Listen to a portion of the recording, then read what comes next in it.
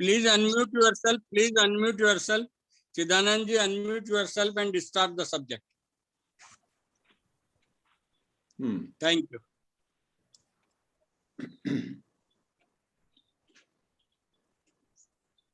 Namaste and good evening, everyone. We have a fascinating and very thought-provoking topic for this evening: being and becoming. And a second line to the title: are these two in conflict or are they a confluence? First, let's try to understand what these two words mean, being and becoming. Incidentally, many of these words do have many connotations in different circles of thinkers in different philosophical traditions. Even in the tradition of European philosophers, beginning with Plato, before him Socrates, and all those, much has been said about being and becoming. Thinkers like Nietzsche or Parmenides, Heraclitus, etc., have used these words in their own way, which perhaps is not exactly the same as many Eastern philosophers have talked about these two words. Therefore, it is a challenge if we go about it in a very academic manner. And we do not intend to go about it in much of an academic manner, for the academic approach has its own shortcomings. You get lost in so many details, so many schools of thought, and so on. No wonder Krishnaji never liked to be called a philosopher. He did not like to be called a person who established a school of thought. However, a lot of things he said strike a note of resonance with the many schools of thought of the past, of different traditions. When I took a quick look at what Western philosophers had said about being and becoming, I came across a statement by Parmenides, who said about being, being is to be. In other words, what is. So about that, Parmenides made a statement: what is, and what is not, is not. That's supposed to be a very famous statement, though I came across that just this afternoon. And being a Vedanta teacher and student, immediately my mind went to what Sri Krishna says in the Gita, chapter 2, verse 16. What is, always is. It never is not. And what is not, always is not. It doesn't come into being at all. There is such a statement, Asat never is and Sat is never non-existent. So you already got a taste of where all this hair splitting into the meanings of words can take us. I better withdraw from it now. Otherwise you will say Chidanandaji was in a new avatar today and poured upon us so much of philosophical topics or concepts. I'll come now straight to the domain of what we call a certain existential exploration. Krishnaji's teachings have been recognized as being very much existential. That is, not conceptual, not roaming around in some beautiful images that the mind is capable of making. Rather, Krishnaji's teachings dive deep into what a human being actually goes through. Fear or desire, loneliness or anger are not philosophical concepts. They are existential issues. Every human being suffers from these psychological states. In contrast, heaven or hell or reincarnation or theory of karma, etc., unless you have deep faith in them, come across to any human being as interesting concepts at the most. So where do we place being and becoming against this background? I would say that first we must understand that these two words are not being used with regard to the objective functional world. In the functional world, in the phenomenal world, in the objective realm, certain things are, and at least relatively they are stationary, they do not change. And then a whole lot of things are constantly changing. Therefore, if it is with regard to the physical world, the objective world, we may talk about being as a state of affairs where things do not change, and becoming is a state of affairs where things are constantly changing. Being and becoming. You and I get scared when suddenly some countries lose a large chunk of their land. Some other countries grab those chunks of land and make them their own. Then there is conflict, friction, war, everything. Even at this time, as we are together in 2021, there is a lot of conflict, not only over land, but even over sea. The so-called South China Sea is a major zone of conflict.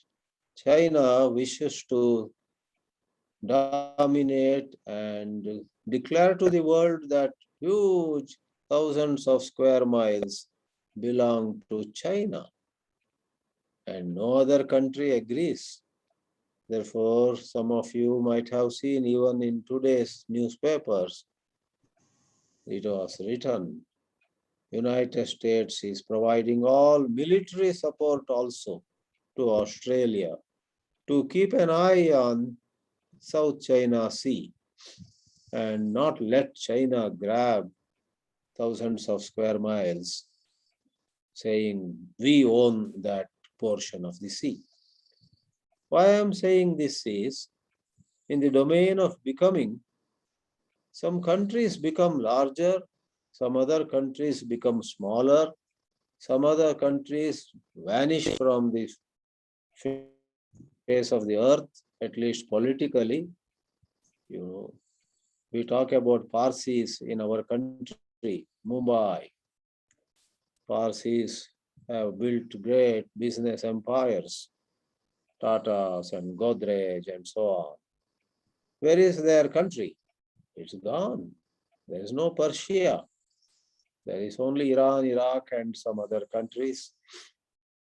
So Let me not go further on this external becoming.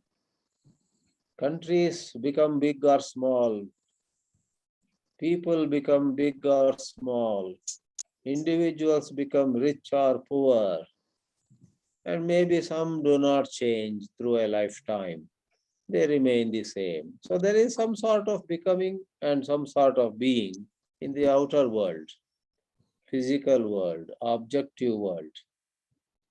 But we are mainly concerned with being and becoming in the psychological world. For ending of sorrow is closely connected to the art of being and the art of rising above becoming. One of the powerful statements by Krishnaji is man's sorrow is because of wanting to become. Wanting to become. And this psychological movement, I want to become somebody. I want to become powerful, wealthy. I want to become famous, etc., is a universal psychological malaise. No wonder a certain popular so-called spiritual teacher, Ram Das, before dying wrote his last book, and that was titled Becoming Nobody. The whole world is crazy about becoming somebody. Even those who become swamis and lamas and mullahs, etc., want to become a popular swami or a famous mullah or a much recognized, much revered lama and so on. But Ram Das, who was to begin with a professor at Harvard and came to India in the 60s, 1960s, was transformed by Neem Karoli Baba near Nainital, went back to United States to his home state with the name Ram Das. He wrote his last book, Becoming Nobody. A few months before he died, there was an interview by a magazine called Common Ground, which is based in San Francisco Bay Area. And let me read a question that was put to him on the do, be, do. Do, be, do. On the do, be, do spectrum, you historically advocated for be, not for do. Can you reflect on the do, be paradigm from your current vantage point? Ram Das replied, whenever we are a doer, then we are living from separateness. We can't make much of a dent in our social action if we are using only our minds to change things. Our hearts need to be open and more kind, loving, and compassionate. Then we can live on a plane of consciousness that is based in being in love, being truth radiating from the core. That should be enough of referring to any others. But interestingly, there is this paradigm of being versus becoming on one hand, and then there is this paradigm of being versus doing. At this point, I will put doing and becoming in one camp, being in another camp. So, when we explore or dig deep into the psychological domain, what does being mean? And what does becoming mean? Becoming is easier to understand, for we are all in it. We just need to see what is. Who is free from thoughts of becoming, wanting to become, hoping to become, fearing that we will become something that is not desirable? So hope and fear and many other emotions are connected with becoming. In contrast, when there is the intuitive insight into being, we can notice that the domain of becoming is a very interesting field, and we notice there is fear, we notice there is hope, but there is a difference. That is what perhaps Ramdas also meant. If we are using our minds to change the society, it has serious limitations. And he chose to use the expression, can we operate from our heart? Can we be compassionate rather than just logical, rather than just information based, rather than working through some preconceived strategies and theories and philosophies? Can we operate from love, from compassion? That's what Ramdas, a very wise person indeed, he said that. So what is then being? Not to be caught in the movement of the self. The movement of the self is synonymous with the identification with becoming. Therefore, we notice all the problems that seem to endlessly attend the domain of becoming. To notice or observe what is hardly different from being aware of the movement of becoming. Now there is the question, is there a conflict between the two, or are they a confluence? I would say when there is wisdom, there is no conflict. When there is no wisdom, being and becoming are constantly at loggerheads. When there is wisdom, there is a beautiful confluence. Confluence is coming together harmoniously. How? In true wisdom, though we are becoming old, we are becoming less popular or more popular, because so many things happen in life. Today's millionaire may be on the roadside tomorrow, and the other way too. A pauper today may become a multi-millionaire tomorrow. So is the case with name and fame. So is the case with popularity. So is the case even with health. Some Siddhartha Shukla, I guess, who was very popular, rising in Bollywood or in those television-based serials or Big Boss and such programs, suddenly died at the age of 42. One morning, his mother found him dead. Heart attack. All this is the field of becoming. Somebody was up, alive and active, became dead. No more talking, no more seeing. So there is the domain of becoming.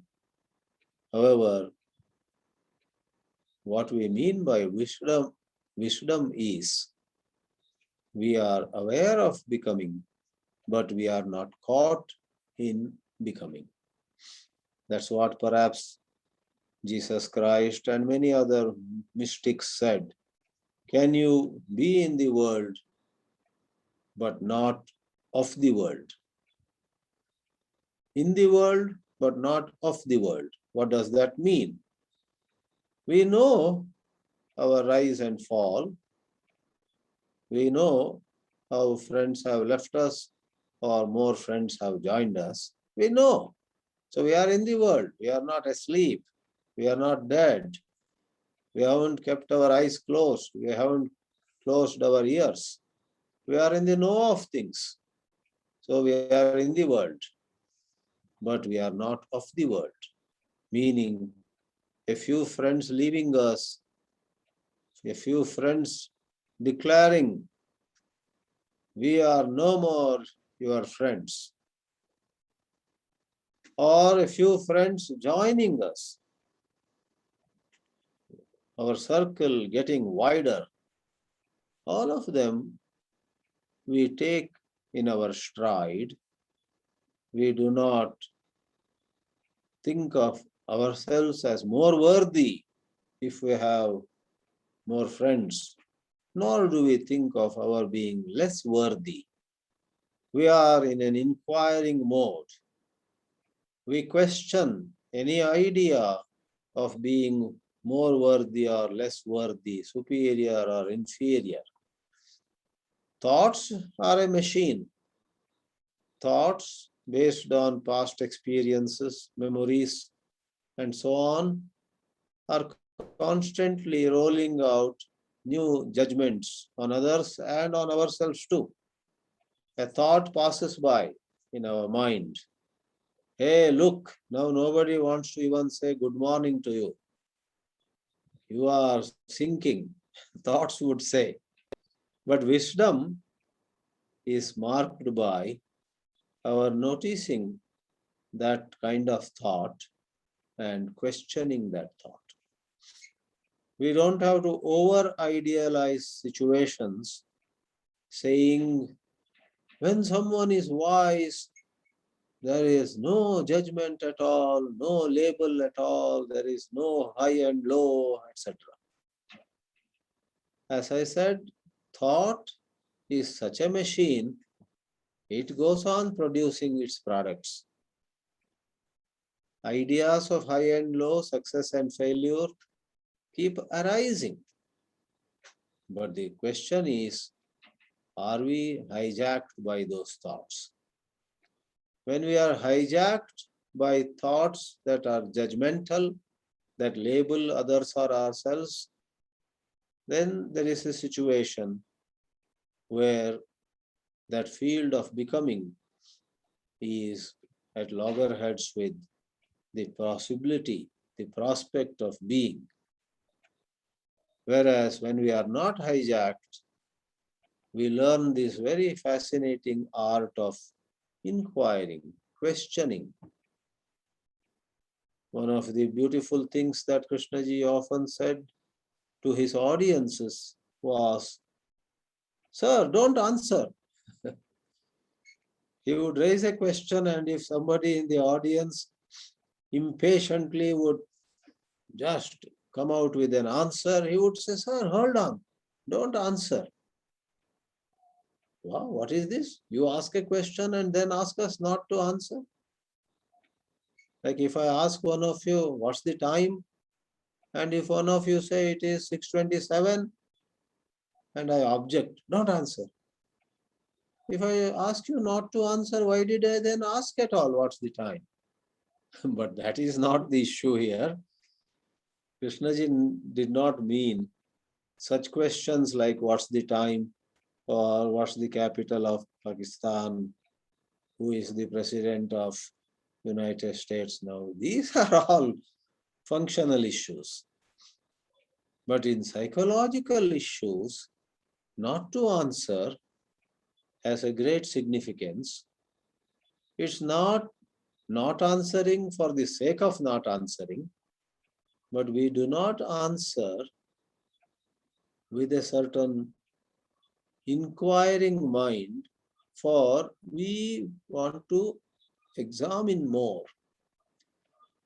It's not that we suspend any answering because somewhere it was told, don't answer. Then it will be not answering for not answering sake. I sip a little of tea and then I put it down. You ask me, why are you not drinking more? Then I say, my uncle said, take one sip and don't drink anymore. No, really, the tea is so good. That would be terrible. Whereas I take a sip of tea, rather than being a little sweet, it is salty. Then I put it down. There's a big difference where you stop drinking the tea because you found it sour or salty, then stopping drinking tea because somebody told you. So in psychological domain, we don't jump to a conclusion. We don't hastily embrace an answer, for we smell something fishy, as the idiom goes. We say, smell something foul. Even as our mind says, you have become the laughing stock of the whole campus. You are no more well received anywhere. The mind tends to label you. See, that label, if you take seriously, drags you into the field of becoming. I was so popular, now I have become unpopular. And we don't know what I will become tomorrow. Maybe back to popularity. So this becoming is marked by incessant change, but do we have to allow it to carry us with it? Please don't make this witnessing, this being aware, or this noticing what is into a kind of a technique. Though I also use the word art of inquiry. For heaven's sake, we must not imagine that this art can be learned over a weekend crash course. And this art has step 1, step 2, step 3. If you imagine that the art of inquiry consists of some skills, some steps, some 1, 2, 3 procedure, that would be terrible injustice to the topic. For the moment we embrace steps, the moment we accept some techniques and say, this is how I am going to be wise, that itself is unwise, because intelligence takes a backseat and we become mechanical. The machine operates step by step. The moment you turn a switch on of a certain machine, then the engineers, the scientists, the physicists who might have designed that machine will tell you, okay, you turn the power on here, that will create this, that will cause that, then that will cause that.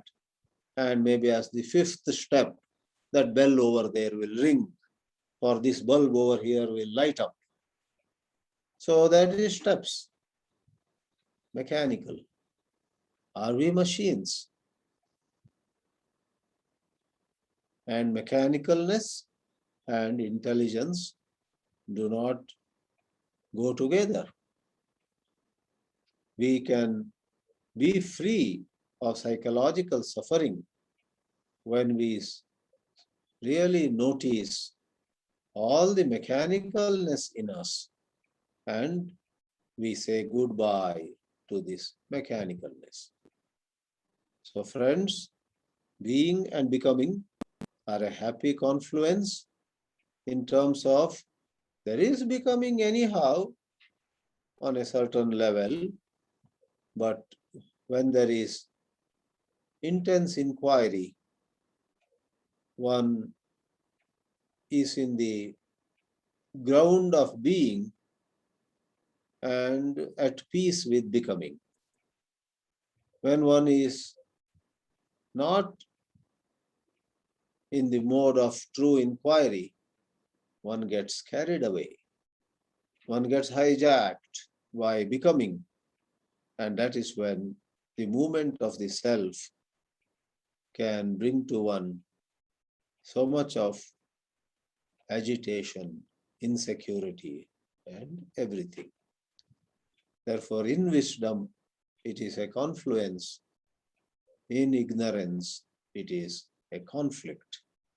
Being and becoming are eternally present in life. Life is marked by becoming on a certain plane and being on another plane. And inquiry helps us enjoy the fragrance of being and at the same time be aware of becoming. This is a little that I can share with you this evening. Let me pause here. I thank all of you for patiently listening to this. Namaste again. May I request Harshad Parekh sir to say something? Harshad Parekh sir? Yes, are you able to hear my voice? Yeah. Very well. Okay. Thank you, Swamiji. Very clear and very nice. And you have said very well. What some thoughts and images which come to my mind when I got this topic, doing and being. So it is like when you want to climb a mountain, there are steps. So you start climbing the steps, say about 50 steps, and then you take take rest.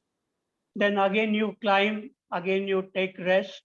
So this climbing is like doing, and then after climbing a little bit, you take some rest, you take a deep breathing and some kind of meditation in which you gather some energy and then climb further. So this is in the physical domain of doing, like climbing and then taking rest, being, and then again climbing like that. But in the psychological domain, doing, it means thinking, and being, it means like it is the essence, the soul or spirit, and it is connected with stillness. So when we are thinking and suddenly we become aware that there is thinking going on, there is a different state comes into being, and that is a real being, that when we are watching whatever is happening very clearly, not from the plane of thinking, but above the plane of thinking. That means that being or inside, it can see everything what the thinking is doing, and as long as that inside watching being is alive, that thinking don't do any damage. But when this being or insight or looking clearly from a different dimension, it goes away, then thinking can do some kind of damage. It may waste our energy. It may be like going round and round in thinking. and it becomes a very mechanical way of living. So this being is the real essence of living. And that is why we are called human being. We are not human doing or human becoming. But in the modern world, we have become mostly human doing because our thinking is very, very powerful. And from that thinking, there is this sense of I or me, which want to achieve something. And so it drives itself to achieve something. And in that, there is no insight or no being watching clearly. And so this becomes a big problem, as Swamiji said about the actor Siddharth Shukla. Maybe he was in that mode of human doing, and maybe he never really sat down quietly to look where his life was going. And this is happening to many, many intellectual people.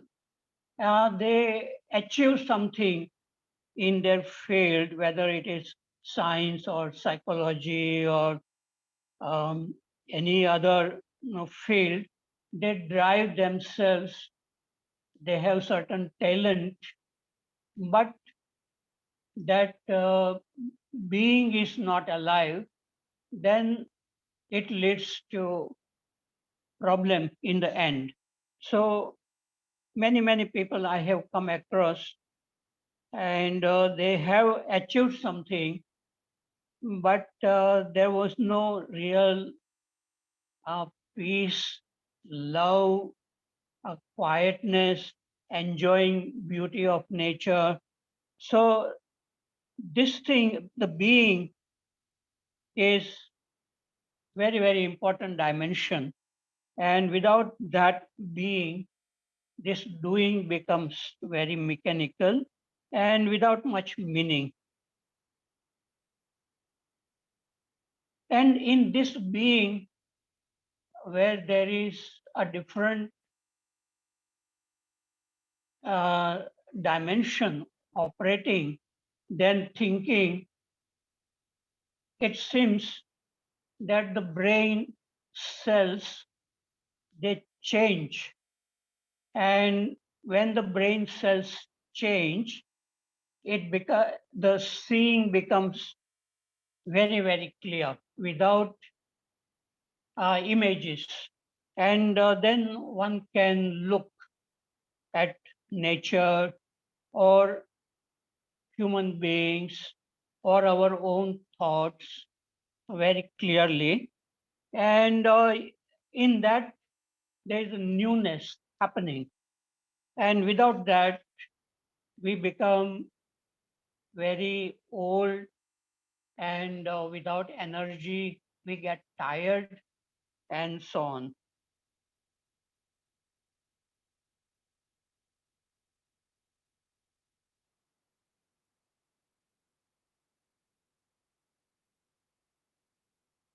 So this being, it has to do with looking inward. But to look inward, again, what is the state from which a person is looking? And there it becomes very difficult for human beings to have a clear looking because it's already in the thinking mode. So, what is it that can bring a new dimension in our life than doing or becoming? So, I would say it has to do with the curiosity to look at our own self first. And when we begin to see inside very clearly, even our looking outside becomes very clear.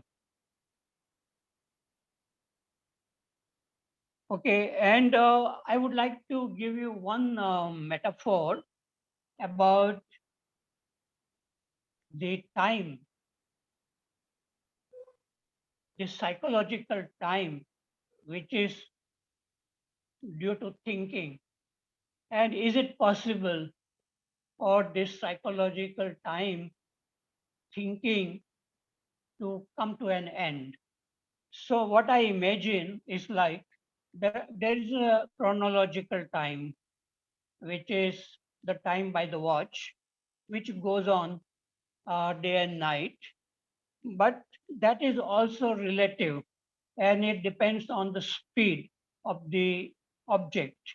So when the speed changes, the chronological time also changes according to Einstein's theory of relativity. And in case, if it is possible for a human being to travel at the speed of light, then the chronological time also stops. That means our body don't grow. We remain young forever as long as we are moving with the speed of light. But it's not possible, according to the Einstein's theory, that one can go very close to speed of light, but not actually to the speed of light. Similarly, thinking, when it is happening, it is creating a psychological time. And if one can move with thinking, like riding on the wave of thinking, then there is no thinker, no duality between thinker and thought. There is no time, and the psychological time stops when one can move with the wave of thinking. And so this is a kind of a metaphor. It can help people if they are very curious to look within. So I think that is what I have to say about, and I agree with Swamiji that this being and doing can be simultaneous. And that means one can observe the thoughts very, very clearly from a dimension different than thinking, which is called awareness. So thinking and awareness can be together. Now, some people say that when awareness comes, thinking stops. But I think it may be so initially when the first time that kind of awareness comes in our life, there is something different thing happening. We can see in our looking that something is different, and our mind stops. But as we continue with this looking, then this looking becomes effortless. It's like an effortless awareness of what is. What is means thinking. So thinking goes on in the light of awareness, and it doesn't create any problem. That thinking will not go round and round. It will move straight with proper order. So yes, uh, being and becoming can exist together when we have that insight into the nature of our own thinking. Thank you. Ask Tankha, sir. Ask Tankha, sir, please Okay, unmute. can you hear me? Is that Yeah, okay? yeah, Can you- very well, very well. If you don't mind, I would like to address this, both what Chidanandaji has said and Harshadji has said, from slightly different angle. I think firstly, there is some kind of sense arising with both the earlier speakers that there is some kind of being, right? Some state of being that is a state somehow that will bring about different perception, or I don't know. It seems to be desirable in some way that we talk about it. So I just wanted to say that being and doing, I mean, we really have to understand what we mean by being, firstly. Now, Baba Ramdas, whose work I have followed since he was known as Richard Alpert back in the 60s, and who wrote a couple of books, more than a couple of books. I think the first one was called Be Here Now, and the second one, I think, was called Being Baba Ramdas. So, and he was advocating this, somehow just to be, nothing else, to be. And that's all you do, is you just be. And then perhaps some action flows from you or something like that. But that's not what you focus on. You just be. And my understanding of this topic is that it's actually a topic of how do we act in our life, or how do we find in our lives a good way of acting or a good way of being. Right? So now I also have some acquaintance with all the philosophers that were being mentioned, that Chidanandaji, and I'm not so against philosophers because I know that they're really looking just at what human beings in general they experience in everyday life, and they are trying to put words to things. Unfortunately, they tend to talk in words that are only understandable to other philosophers and not so much to the ordinary person. But still, there is something behind what they're saying. And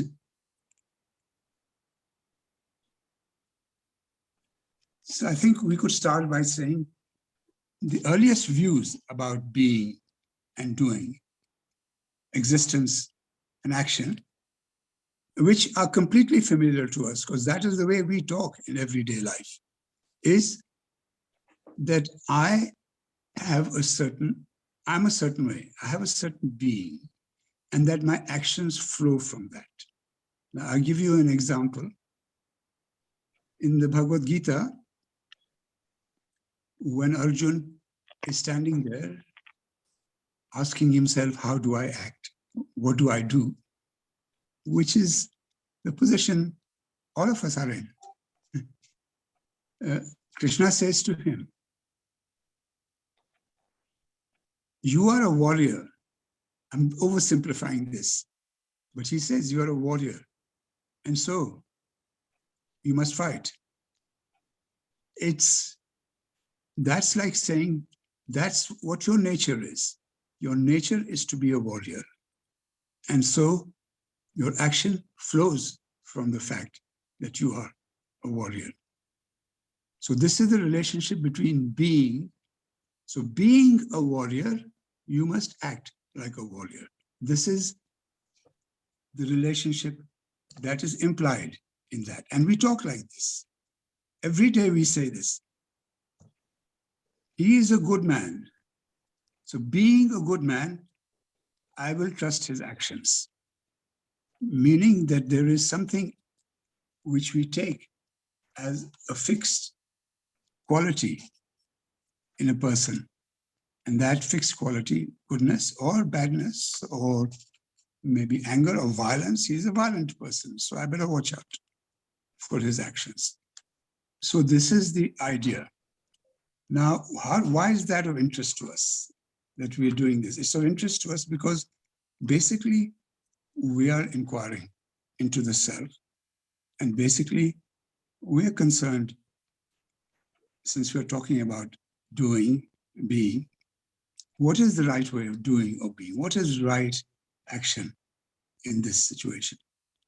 And if you have that view, which is the view taken by a lot of philosophers until the 19th century, that you are something and your nature determines your actions. So if you think like that, then what is your action? I must improve myself. I must become a good person. You're not saying I must do good work. Your thought is, and so from that kind of thinking, which is inherent in us, it's not just the philosophers saying it. We are, each of us may be thinking like this, that there is an entity there, which I said these days we call the self, but before they might have called it something different. That there is an entity there that has a certain nature, and this nature can be changed or not changed. Some people say human nature can't be changed. Some people, we are always going to be violent. We are always going to be. So my effort, and then others says self-improvement through meditation, through going to gurus, through all kinds of different things that people, so this is one view, right? And when people try and say this very simply, they say it like this: to be is to do. But in the 19th and 20th centuries, philosophers began to think slightly differently. They said, no, it's not to be is to do. To do is to be.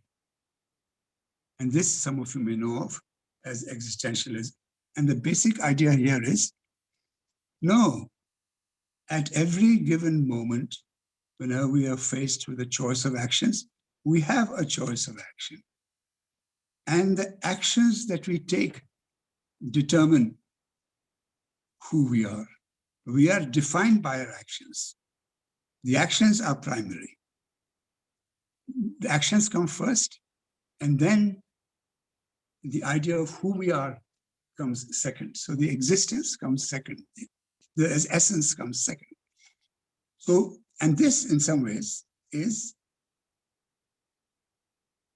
also what people are saying, because we are capable of thinking slightly contradictory things at the same time, that at any moment it is possible, and Krishnamurti would say this, to act intelligently, to not act from our nature, to not act from what is defined for us. So one thing so what this means for us is that we have to observe ourselves. And this is a question. So I'm really putting out questions there. How are we acting? Are we acting from the sense that we are some kind of entity over there that has to act, be a good entity, improve somehow? Or are we saying, looking at the actions and seeing how we can act? And I think that what both Chidanandaji and Harshad are saying is that for us to have the right action, it requires something that is not of the self. So we should look a little closely at action. So if we observe very closely at action, then this is what Krishnamurti points out, that there is a gap between perception and action. That when we see something, when we see a person, say, right, and then say we see a person walking down the street and he's stumbling about, yeah, and then from that we take an action. There is a gap, and in that gap, thought operates. I recollect past things, and I may come to the conclusion that this person is drunk, I'm going to have nothing to do with him, right? So, and that is how thought dictates our actions. But thought is limited, and that is its essential problem, that it does not see the whole. It's not goodness or badness or this or that.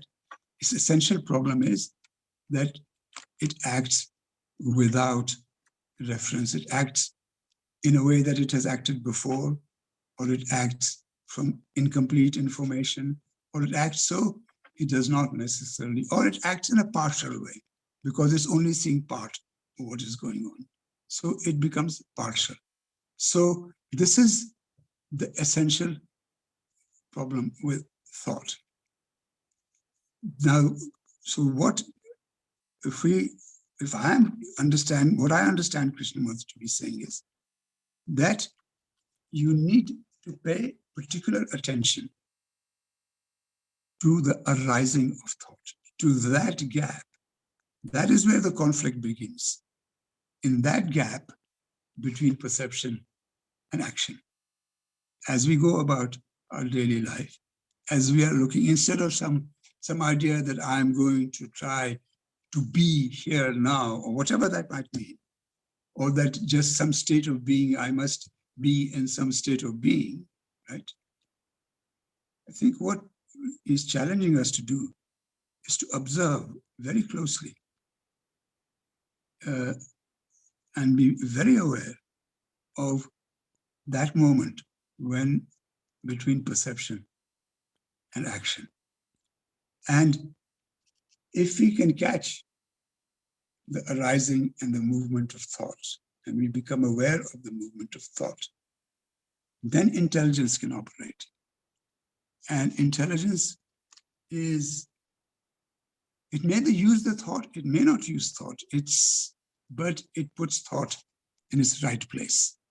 I mean, obviously, some kind of thinking is involved. I'm even in speaking right now, some kind of thinking is involved. So it's not that we negate thinking completely. It's not that we think, but whatever. If something makes me feel angry, I'm aware of that. And intelligence says, don't act from your anger. I mean, it just doesn't, you don't act from your anger.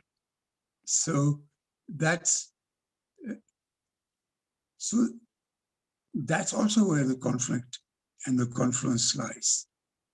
The confluence is in that gap. And if we become aware of the thought that fills that gap, then things flow. That is the confluence, I think, that whoever framed that question is talking about. But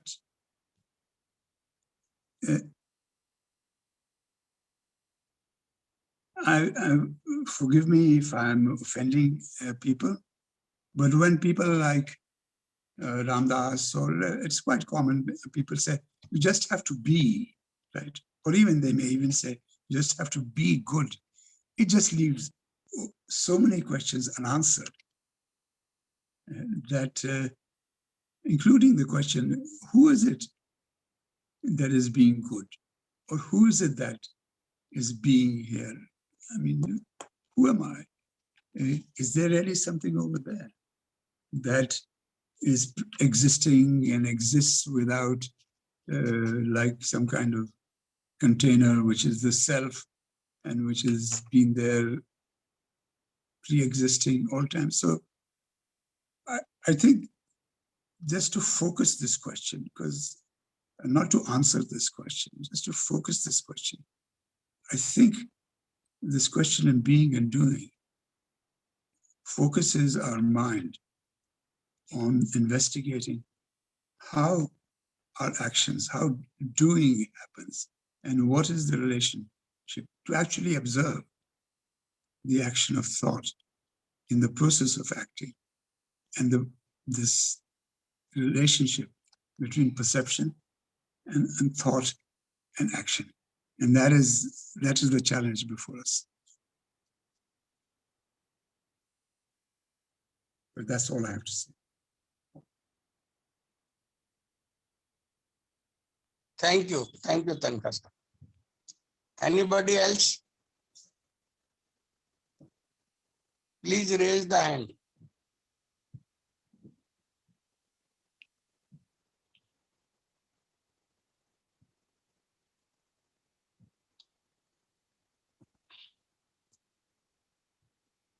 Would Shakti Kumar want to say something? If you have something to share.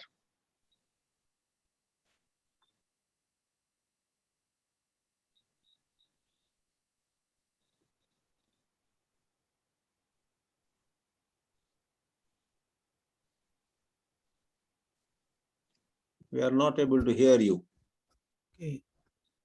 Now, Yes, yeah, very well. Sorry, very well. sorry. So, the thing is that for me,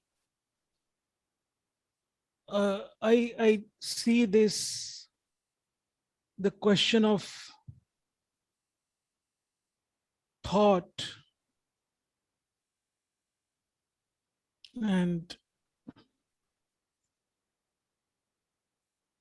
if I examine it on my day-to-day experience, which may be faulty also, but that's the only tool which I have. One thing I see that this division between or division among thought, I, and the entity who is talking about these things seems a little bit tricky, because I am thought. That is one thing. I'm not contradicting any statement. I'm just expressing my viewpoint about it. And I have seen in my life that though thought misinforms on many issues, because it seems like thought is connected with becoming, and some sort of disturbance happens with that. But my limited experience has been a little bit different, that I would like to share, because I don't want to approximate Krishnamurti's or anybody's discourse. I take help from that. So once I was in Sayadri, this study center there, and standing there watching the sunset. And at the same time, I was thinking several things. So I was more or less watching the sunset in an incomplete way. And that's how one lives. At least that's how I live. But suddenly, when the sun was about to set, a thought crossed my mind and said, look, if you still go on thinking, you will miss the sunset. And I suddenly become, it's not duality between the person who has heard. So I was talking to myself. So that was helpful. And the second thing is that, once it happened that I was going in this rickshaw in Delhi, and usually this rickshawala, he asked a little more money than usual. I know that I was born in Delhi, so, and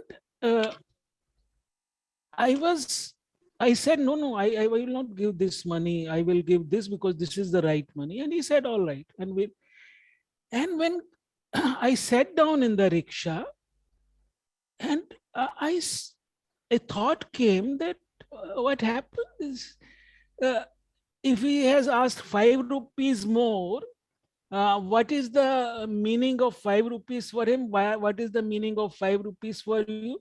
So something happened emotionally, and when I got up, I gave him the money which he asked in the first place. So what I'm trying to say, that this domain of thought is not always a misinformer. Many times it is misinformer. And the last thing I would like to say is that when there is unawareness, that thought is different from the thought when one is awake. One can't be awake all the time, This is, at least I can't be awake all the time. But I have noticed it that when there is this, one is awake, one is looking, and one is all that, then the texture of thought is different. And when one is not awake, even one is going to sleep, is usually, this time when one is half awake. So there is a train of thought which is very different. Maybe not harmful, but something jumbled up. So this area of thought, if I test it out just by empirical method, then I can't put in a category of misinformer and all that. It's a mixed baggage. Thank you very much. Thank you, Shakti. I have fixed lecture of Tankha sir on love and death.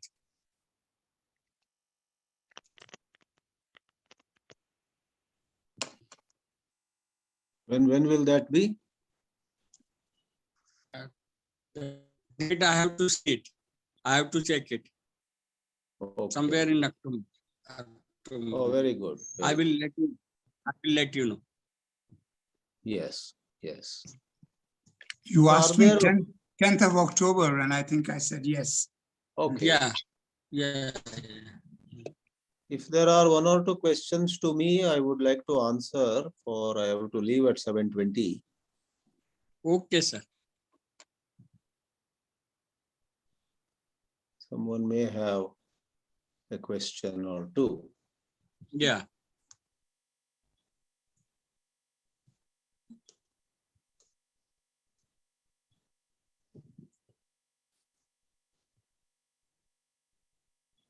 Seems no question today. They are all in being. Nobody is getting down to becoming. Yeah. We can finish it. I would like to say something. Please do. Please. Yeah, I'll hear that. It's not a question. It's just a suggestion. See, I think each time that we talk about a different topic, right? Obviously, we are doing this because we're inquiring into something. And usually, at least this is the way I see it. It brings to mind other questions, maybe deeper questions or more. And I'm a little wary, a little shy of every time rather easily coming back to saying, it's all thought. Well, it may be all thought, right? But we can be looking at it from different angles. So Just look at it from the angle of action. How do we act? Are we always just going to say the same thing in the end? I think we look at death and love. So are we going to very quickly say, oh, well, when there is no thought, then there's love? It's very easy. So I think our dialogues, I'm suggesting, should be an examination a bit more step by step into how something that we're talking about from our own experience is connected with things that are deeper and things that are. This is just an observation I wish to make. 10th October is the date of dialogue of Tankha, Love and Death. 10th October. I have a question to Harsh.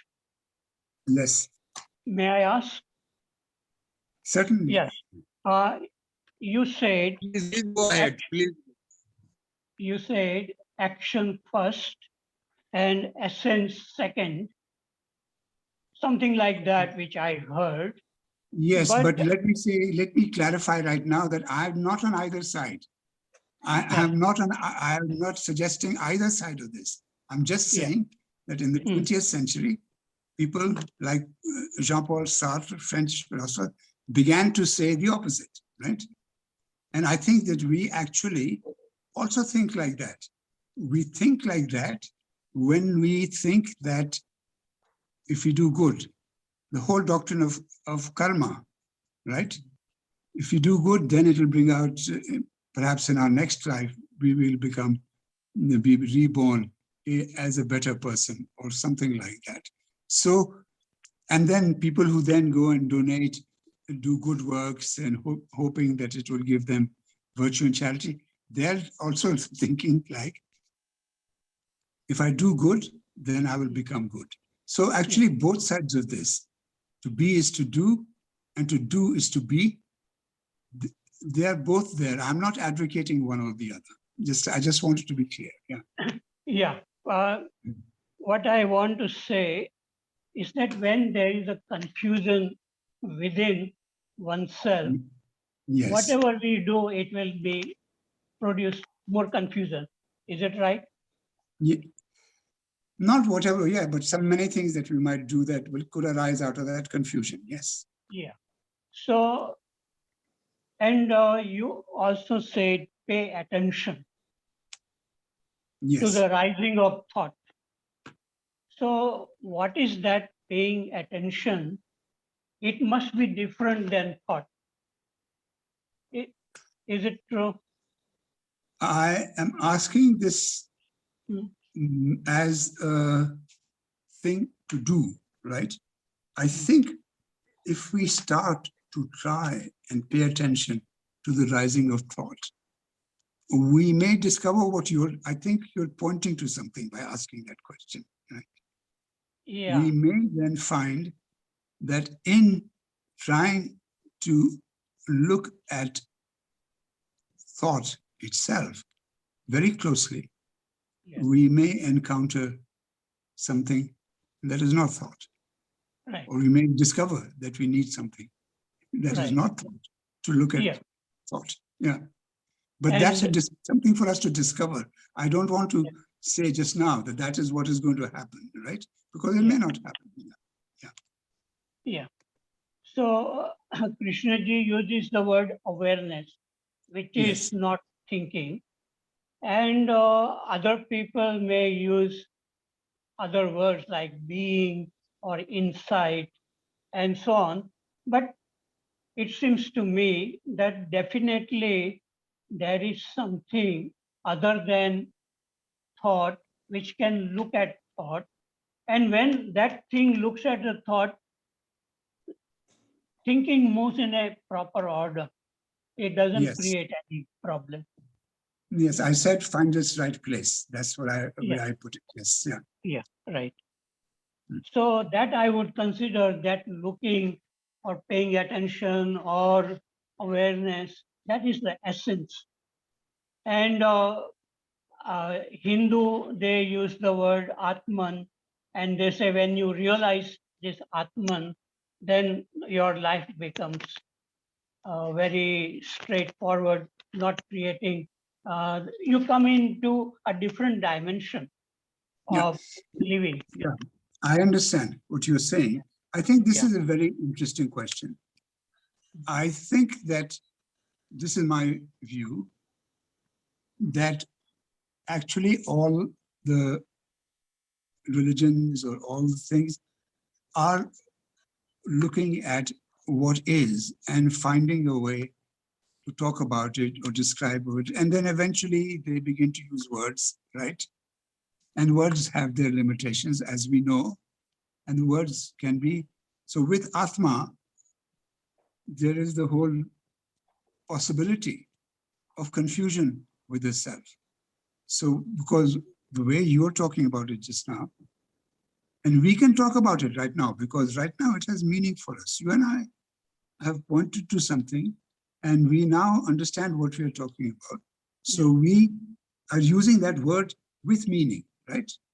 But if somebody just says Atman, right, and encounters it somewhere, he may not get the meaning. So we have to be, it takes a dialogue, and it takes going into the meaning of something to be able to discover what it is that we are pointing to.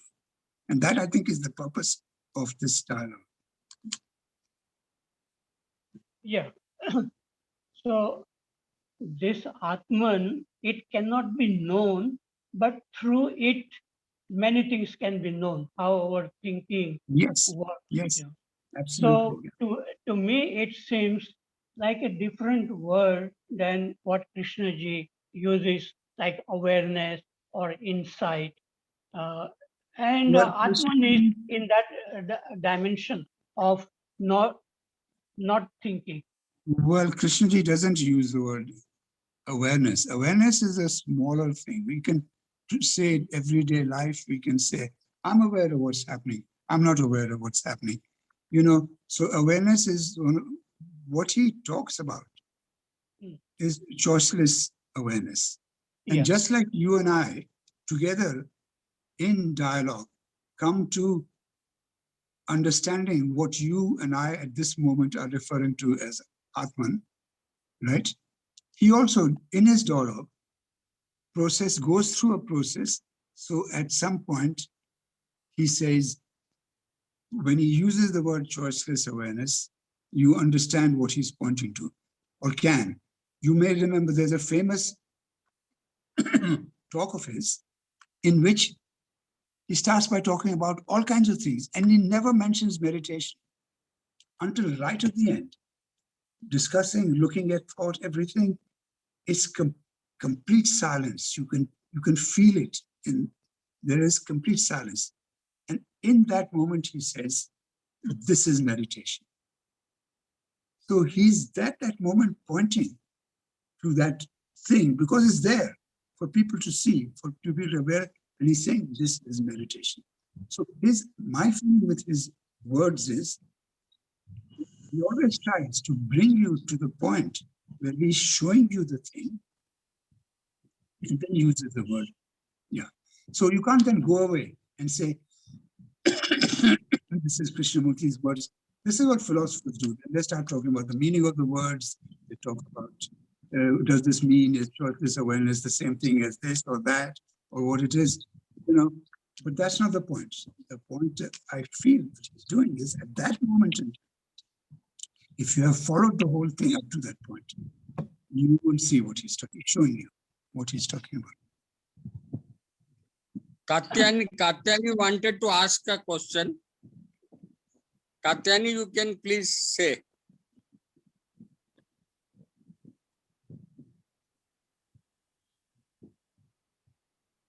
Katyayani. Yes.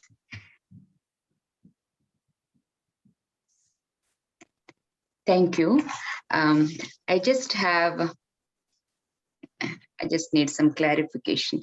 Can confluence be viewed as a combination of head and heart, like not just thinking at the intellectual level, but going to the part of heart, where is this? That's the seat of love and emotions. When Harsha Tankaji referred Arjuna in the battlefield being a warrior, he has to fight. But at the same time, he was concerned about his kith and kin and a lot of other things that really mattered to him. So isn't it optimal and complete when we think, wherever, however we think in the process of being or doing, it's more optimal, not just at the intellectual level, but at the but on the other side of the coin too. Do you think it's is there anything wrong to it, or just because every time I see the thought and only at the intellectual level, intelligence, but there is more to it as humans. I Well, request any of you to respond here. I would suggest that when we're talking about thought, at least when we are talking really about the thought process, the mental process, the whole material process. And feelings, emotions, they're also part of the brain process. They're not outside the brain somewhere happening. They are part of the thing. In fact, thoughts give rise to feelings, feelings give rise to thoughts. There is a complete interplay between the two of them. They're not so distinct, and they're all part of this material process, of which for shorthand, but I agree, it's not a very good idea to just call it thought all the time. You could call it Because thought JK, feeling. Yes, yeah. He knows, he says this very clearly. JK always gave importance at the intellectual level, No, as he opposed doesn't. to Rumi. That's how I felt That's what I'm it. explaining. Yeah, he will explain just what I'm explaining just now. He does that. He says he means that. It's just that one of the difficulties we have is that we really see very small things. And he has, and even we don't even see whole talks mostly. We just see little excerpts of videos on YouTube, or we read something in a book or a chapter. So it's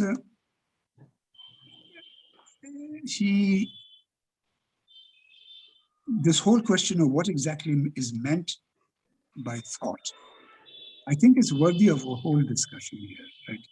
Because we, as I was saying, we very easily earlier use the word thought and then we say everything on thought. But as thought obviously means something different to you than it means to me. So we should clarify, yes, what is this thought that we're talking about, that we seem to say is a problem? I would say that it includes feeling. Sometimes it sounds mathematical, like, it's you go this way, this way. Sorry? For me, I mean, probably I'm not able to reach that part where I was looking for. Parekh, if you have any comment, please. Yes. I like to say. Thank you, Harshad. Thank you. Yeah, I like to say that this thinking is in that there are words are involved, there is a movement involved, but apart from thinking, there is this seeing. That seeing, in that there are no words, but it can see thinking very clearly. So that dimension of seeing is lacking, and that is why thinking only, intellect only becomes a problem in our life. So seeing is different. It is not intellectual. And only when it happens in one's life, then one knows that that's why Krishnaji was asking, how do you look at that tree? And there is a purpose behind asking such a question, that he is asking, can you look at the tree without the word, without thinking, without any reaction, just looking. And if a person can do it, then we'll understand that there is a different dimension in us, which is different than thinking and the mechanical activity of thinking. Thank you.